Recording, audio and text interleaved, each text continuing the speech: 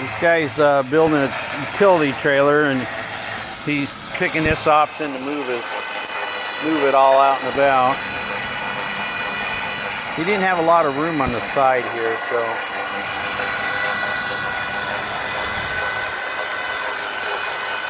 you gotta be turning when the thing's moving is when you can turn it, not while it's just sitting flat. Here it's got to go up an incline, a little swale going through.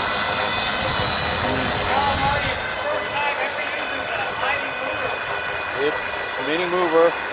This is the Traveler edition right here. It's pushing it along, not a problem at all. Went down through this gully right here.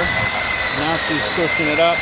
Moves about 21 feet a minute is what they say, but a lot easier than hooking it up to a truck.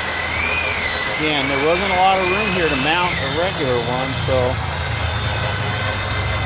he's got it at almost a 90-degree angle, but he's going to get it into place. We don't have a lot of room here, so this really helps. And he's just going to